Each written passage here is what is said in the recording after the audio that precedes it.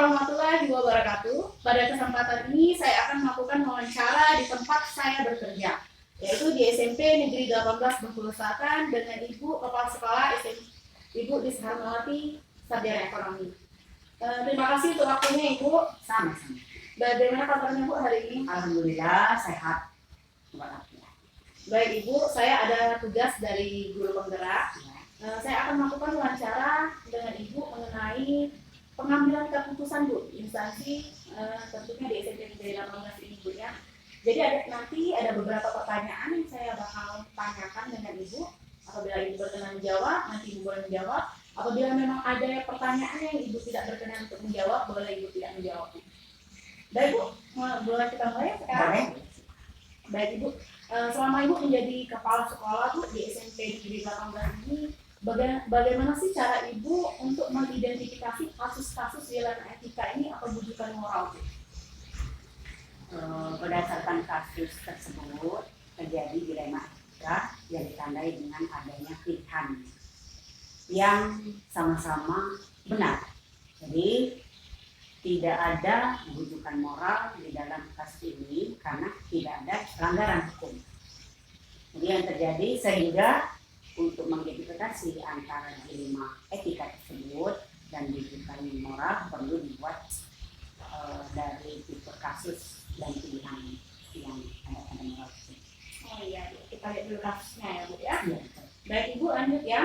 Selama ini Ibu bagaimana Ibu menjalankan pengambilan keputusan di tempat sekolah yang Ibu pimpin ini, terutama untuk kasus-kasus yang ada dua kepentingan Bu. Pertama sama-sama benar, kemudian sama-sama mengandung nilai kebajikan. Jadi biasanya saya mengajak beberapa orang dari pengelola sekolah untuk berdiskusi. Itu yang pasti ada wadah ya, kemudian mungkin ada komite yang bekerja sama.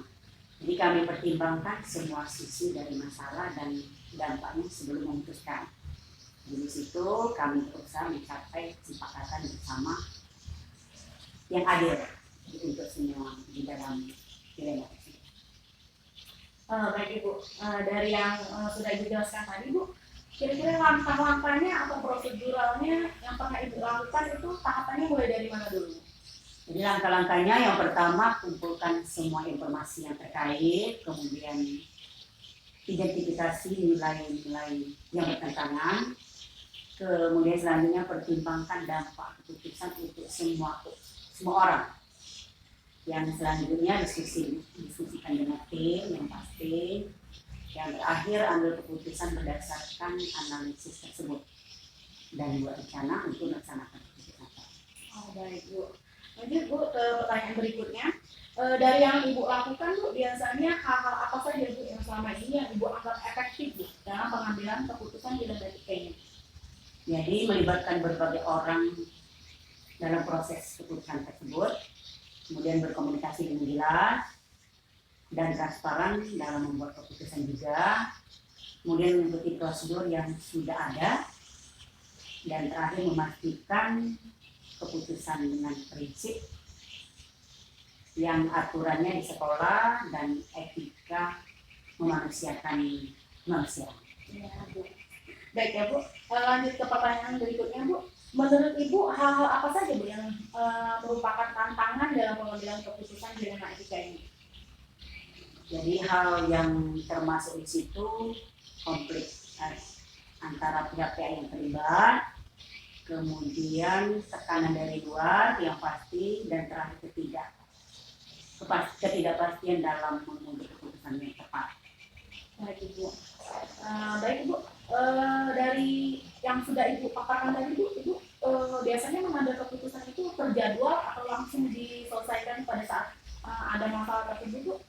Jadi biasanya yang saya hadapi itu di lembaga etika ya, saya tidak mengambil keputusan yang di tempat.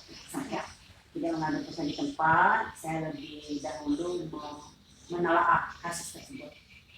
Jadi sehingga secara rinci dengan mengumpulkan fakta. Jadi apa yang kami komunikasikan, apa yang kami musyawarahkan, nanti ada hasil dengan hasil salah. Oh Oh iya Ibu. Berarti tidak langsung diselesaikan Bu ya. Ibu lihat dulu masalahnya apa, baru Ibu jadwalkan kemudian Bu ya. Betul, bersama. Ya, Ibu. Lanjut Bu, ada nggak sih Bu seseorang atau faktor-faktor yang selama ini mempermudah Ibu untuk dalam pengambilan keputusan ini Bu? Terkadang ada kalanya membutuhkan pendapat ya. Kemudian orang lain dalam membuat keputusan tersebut biasanya membantu saya adalah orang-orang yang mempunyai pengalaman di bidang tersebut. Jadi pada kasus yang berkenaan dengan murid, ada waktu kesiswaan yang membantu saya di situ dan lain sebagainya. Hal ini tentunya dapat mempermudah saya dalam mengambil keputusan tersebut. Oh ya, berarti berkolaborasi antar pihak yang terkait ya, kesusisaan, BK dan lain-lain ya Bu. Baik Ibu, dari semua yang Ibu sampaikan tadi Ibu, pembelajaran apa Bu yang bisa Ibu petik dari pengalaman Ibu dalam mengambil keputusan dilema etika ini? Jadi banyak hal yang saya pelajari, berbagai pengalaman saya mengambil keputusan tersebut, saya mempelajari bahwa dalam kasus dilema etika memang tidak ada keputusan yang betul-betul sempurna. Jadi di situ suatu keputusan pasti memiliki kekurangan maupun kelebihannya. Jadi di situ maka untuk membuat keputusan hendaknya kita memiliki prinsip yang disusun nilai-nilai kebajikan yang luhur. Nah, sekali ya, terima kasih banyak Ibu untuk waktunya, maaf sudah mengganggu.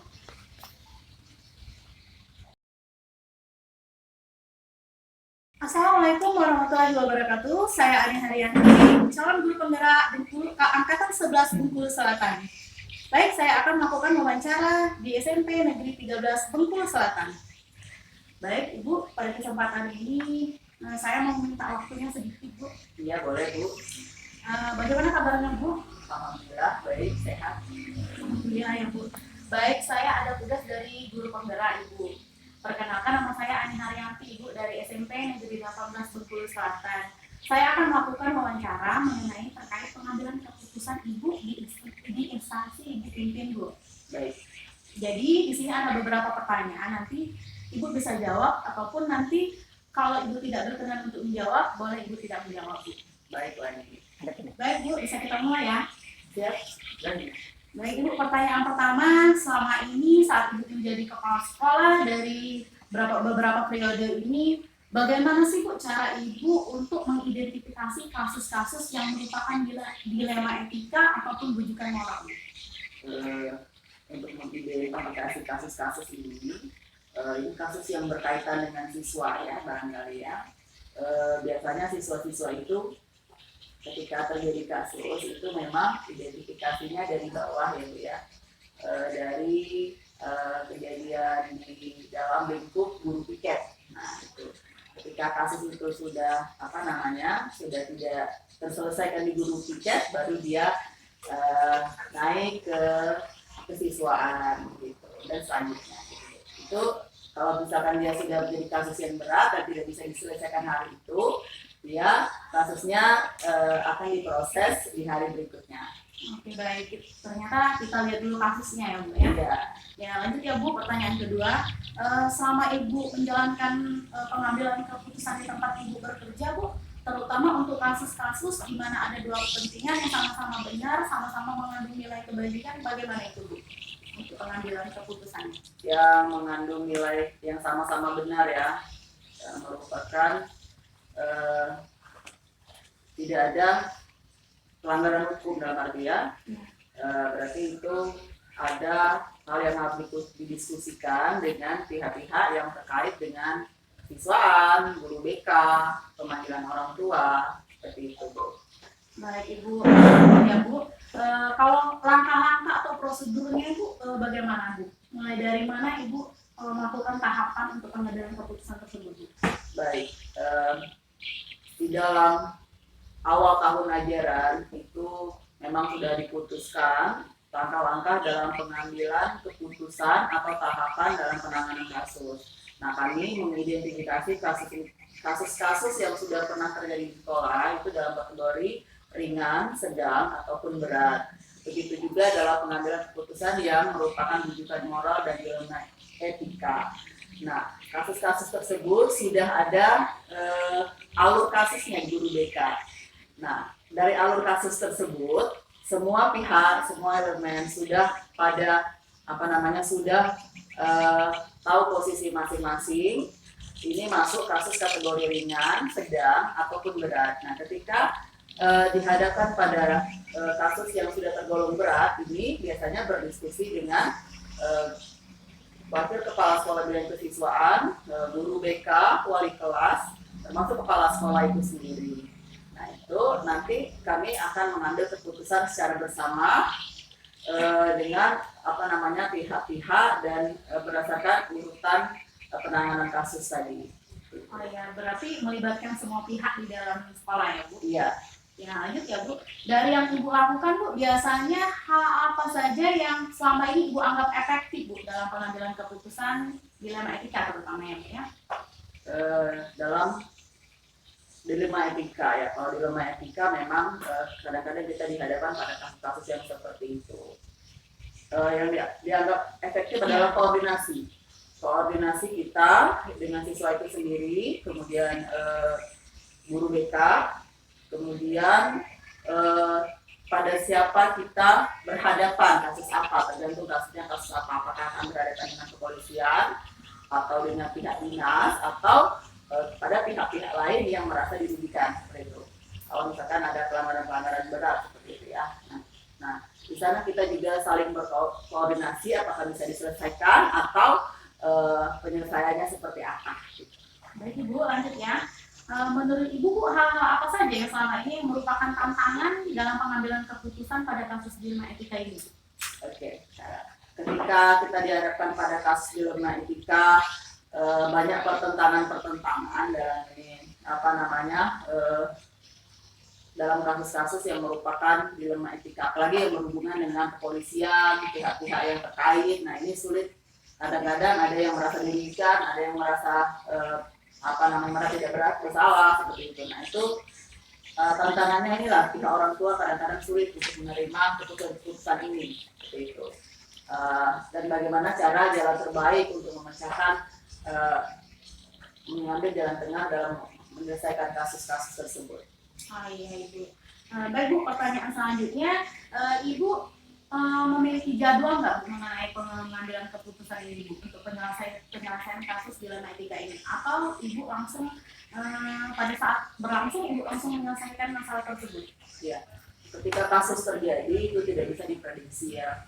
Ketika kasusnya muncul itu tidak ada prediksi, dan itu biasanya langsung diselesaikan tergantung beratnya kasus, apakah bisa diselesaikan 1 hari, atau 1 minggu, atau 1 bulan, tergantung kasusnya. Tapi pada akhir semester kedua atau kenaikan kelas itu ada pertimbangan terhadap anak-anak yang sudah masuk kategori berat ini.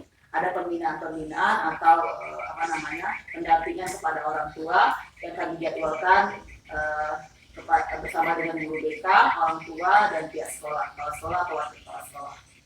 Baik Bu, berarti kita lihat dulu kasusnya ya Bu ya. Kalau misalnya memang berat, nanti dijadwalkan kembali, tidak langsung diselesaikan pada saat hari itu. Ya. Ya, baik Bu. Ada nggak sih Bu seseorang atau faktor-faktor yang selama ini yang mempermudah Ibu dalam mengambil keputusan dilema etika ini? Ya, faktornya yang paling mempermudah saya adalah kerjasama yang baik antara semua guru ya. Dari awal kita sudah berkomitmen terhadap kasus-kasus yang mungkin muncul berdasarkan tahun-tahun sebelumnya juga. Jadi kita sudah tahu ketika muncul kasus ini cara menghadapinya seperti apa dan langkah-langkahnya seperti apa. Dia masuk rujukan moral atau dilema etika, kita sudah paham, dan kerjasama yang solid inilah saling berkolaborasi dengan guru BK, orang tua, dan siswa itu sendiri serta kepala sekolah. Ya, baik, pertanyaan terakhir ya Bu. Dari semua yang telah Ibu sampaikan tadi Bu, pembelajaran apa Bu yang dapat Ibu petik dari pengalaman Ibu dalam mengambil keputusan dilema etika ini? Ya, dalam pengambilan keputusan kasus rujukan moral ataupun dilema etika ini, pembelajaran yang saya petik yaitu setiap kasus akan memperkaya kita. Jadi semakin banyak menghadapi kasus, semakin banyak yang terbang kasus-kasus yang kita selesaikan, kita akan semakin mudah dalam menyelesaikan kasus tersebut. Jadi kerjasama, komitmen, dan alur kasus itu sangat penting untuk memperlancar dan guru-guru tidak asal comot saja ini bagiannya atau bukan. Jadi sudah punya tugasnya masing-masing ketika kasus ini menjadi selesai hari itu ringan, sedang, ataupun berat. Seperti itu. Jadi sudah tahu posnya, di mana harus diselesaikan bersama-sama, di mana harus selesai hari ini juga. Seperti itu.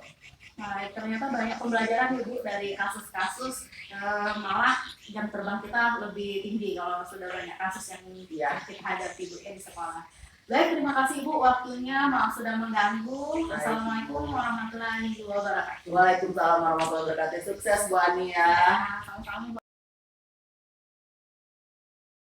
Assalamualaikum warahmatullahi wabarakatuh. Pada kesempatan ini saya akan melakukan wawancara untuk memenuhi tugas calon guru penggerak angkatan 11 di Kabupaten Bengkulu Selatan. Saya akan mewawancarai Kepala Sekolah SD 87 Bengkulu Selatan. Baik, Ibu, terima kasih untuk waktunya ya. Bagaimana kabarnya Bu? Baik Bu, saya ada tugas dari guru penggerak untuk melakukan wawancara terkait pengambilan keputusan di instansi yang Ibu pimpin. Jadi ada beberapa pertanyaan yang nanti akan Ibu jawab. Walaupun misalnya kira-kira Ibu tidak berkenan untuk menjawab, boleh saja Bu. Baik Bu, bisa kita mulai? Boleh. Baik Ibu, pertanyaan yang pertama Bu. Selama Ibu menjadi kepala sekolah Bu, bagaimana sih cara Ibu mengidentifikasi kasus-kasus yang merupakan dilema etika Bu, ataupun kasus bujukan moral? Dalam menyikapi permasalahan yang timbul di sekolah, itu kan dapat dikatakan bujukan apabila harus membuat keputusan antara benar dan salah. Kemudian jika benar, soal benar, maka permasalahan tersebut merupakan atau bisa dikatakan sebagai permasalahan yang dilema etika. Kira ya seperti itu. Ya baik Bu, terima kasih. Selanjutnya Bu, pertanyaan kedua Bu, selama ini bagaimana Ibu menjalankan pengambilan keputusan Bu di tempat yang Ibu pimpin, terutama pada kasus-kasus di mana ada dua kepentingan yang sama-sama benar, sama-sama mengandung nilai kebajikan Bu? Iya. Dalam menghadapi permasalahan ini yang timbul, saya tidak bisa mengambil keputusan secara sendirian, harus melibatkan pandangan-pandangan dari guru yang lain, misalnya harus melibatkan orang lain, tentunya tidak bisa saya melibatkan dari diri saya sendiri dalam menyelesaikan permasalahan ini. Kemudian saya mempertimbangkan bagaimana yang paling menguntungkan banyak orang. Jadi tidak ada salah satu pihak nantinya yang akan merasa dirugikan. Nah, benar sekali Bu ya. Kita harus menemukan cara agar semua orang tidak dirugikan ya. Nah, baik Bu, lanjut ke pertanyaan ketiga ya Bu. Kalau langkah-langkah atau prosedurnya Bu, gimana Ibu melakukannya Bu? Mulai dari tahapan apa dulu? Langkah-langkah yang bisa diambil itu kan pertama atau bisa kita memulainya itu pertama itu kita menentukan penyebabnya dulu. Apa sih penyebab permasalahan sehingga permasalahan itu bisa timbul gitu. Kemudian setelah kita mengidentifikasi atau mengetahui permasalahan yang timbul itu, kita bisa melihat siapa-siapa yang terlibat di dalam permasalahan tersebut. Nah, kemudian setelah mengetahui akar permasalahannya apa, siapa-siapa saja yang terlibat dalam permasalahan, kemudian kita berdiskusi dengan pihak sekolah atau warga sekolah. Nah, dari situ kita bisa mengambil beberapa alternatif dalam mencari penyelesaian atau mencari solusi bagaimana permasalahan tersebut yang timbul tadi bisa terselesaikan. Ini seperti itu Bu Ani. Oh baik, benar ya Bu ya. Ibu berarti harus perlunya kolaborasi bersama Bu ya untuk menyelesaikan satu permasalahan tadi. Baik Ibu, lanjut ke pertanyaan yang keempat ya Bu ya. Dari yang Ibu lakukan Bu, biasanya hal-hal apa saja Bu yang selama ini Ibu anggap itu efektif Bu dalam pengambilan keputusan dilema etika yang terutama Bu? Pertama saya melakukan analisis ya, yang berupa analisis, kemudian menentukan bagaimana solusinya berdasarkan norma dan peraturan yang berlaku. Kemudian dari keputusan tersebut kita tidak merugikan siapapun. Nah, kita tidak boleh merugikan pihak manapun yang menjadi yang terlibat dalam permasalahan tadi. Baik Ibu, lanjut ke pertanyaan berikutnya ya Bu. Menurut Ibu, hal-hal apa saja Bu yang selama ini yang merupakan tantangan dalam pengambilan keputusan pada kasus dilema etika Bu? Mengenai tantangan, ini ada beberapa dalam mengambil keputusan yang saya temui selama kurun waktu kurang lebih dari Maret saya menjalankan tugas sampai saat ini. Yang pertama, kita harus mencari solusi terbaiknya karena keduanya itu kan merupakan hal yang benar. Nah, sehingga dalam mengambil keputusan itu harus menguntungkan kedua belah pihaknya. Ya. Tidak ada yang merasa dirugikan. Oh ya benar ya Bu ya. Lanjut ke pertanyaan berikutnya ya Bu. Baik, Bu Ani. Ibu punya jadwal nggak Bu mengenai untuk penyelesaian kasus dilema etika ini Bu? Atau Ibu langsung menyelesaikan di tempat saat Ibu menyelesaikan kasus dilema etika ini Bu? Kalau misalnya punya jadwal, itu bagaimana Bu bentuk atau prosedurnya Bu? Kalau boleh tahu. Ya, mengenai permasalahan itu kan terkadang yang kita temui permasalahannya kan ada yang berat gitu kan, ada yang cukup ringan gitu. Namun kalau yang ringan itu kan bisa kita selesaikan dengan waktu yang begitu kan, tidak memerlukan waktu berpanjangan. Namun untuk permasalahan yang agak boleh dikatakan cukup berat itu biasanya melibatkan berbagai pihak. Nah, tidak bisa diselesaikan dengan satu juga. Kemudian saya melibatkan beberapa pihak seperti yang pada poin ketiga tadi. Nah, dengan mengambil langkah-langkah, kita mencarikan penyebabnya dulu, kemudian mencari siapa-siapa yang terlibat, sehingga pada akhirnya kita bisa mencarikan solusi dari permasalahan tersebut. Nah ya Bu, berarti Bu ya kita lihat dulu masalahnya Bu ya. Kalau misalnya masalahnya emang ringan, Iya. Bu bisa langsung menyelesaikan Iya. pada saat kejadian itu ya Bu. Baik Ibu, lanjut ya Bu. Ada nggak sih Bu seseorang atau faktor-faktor yang selama ini mempermudah atau membantu Ibu dalam pengambilan keputusan? Misalnya dalam mengambil keputusan itu saya berkolaborasi dengan pihak-pihak sekolah ya yang terkait, stakeholder yang terkait juga. Kemudian misalnya kalau di sini kan bisa dilibatkan itu komite sekolahnya, bagaimana keterlibatan mereka juga kita mengikut sertakan mereka dalam penyelesaian permasalahan itu, sehingga kita kan banyak terbantu. Nah, dengan adanya kolaborasi dari stakeholder dengan pihak keluarga sekolah yang lain, maka akan mendapatkan berupa pencerahan dari mereka kan. Jadi keputusan yang diambil itu tidak hanya berdasarkan pendapat saya sendiri gitu sebagai pimpinan. Ya benar sekali Bu ya. Lanjut ya Bu ke pertanyaan terakhir nih Bu. Dari semua hal yang sudah Ibu sampaikan tadi, kira-kira pembelajaran apa Bu yang Ibu dapat petik dari pengalaman Ibu dalam mengambil keputusan dilema etika Bu? Ya, banyak sekali hasil atau apa ya yang bisa saya petik. Pertama itu saya dapat menyelesaikan atau dapat secara bijaksana dalam menyelesaikan permasalahan sehingga tidak ada pihak yang merasa dirugikan dalam hal tersebut, dan keputusan yang bisa diambil di akhir atau solusi yang bisa kita ambil itu sama-sama menguntungkan istilahnya ya. Jadi tidak ada satu pihak yang merasa dengan ada permasalahan ini kami tersembunyikan begitu. Jadi semuanya merasa beruntung dan intinya tidak ada pihak yang dirugikan. Ya, terima kasih Ibu waktunya Ibu untuk semua pertanyaan yang sudah Ibu jawab. Maaf kalau misalnya saya sudah mengganggu waktunya Ibu. Terima kasih Bu Ani. Jadi di sini kan apa ya, kolaborasi dengan antara saya kan terpimpinan dengan guru-guru yang hebat yang lain yang bisa berjalan. Mungkin suatu saat nanti ada juga rekan lagi dari sekolah ini yang akan mengikuti jejaknya Bu Ani. Iya, semangat ya Bu. Iya, Semangat juga untuk semua guru-gurunya. Assalamualaikum warahmatullahi wabarakatuh. Waalaikumsalam warahmatullahi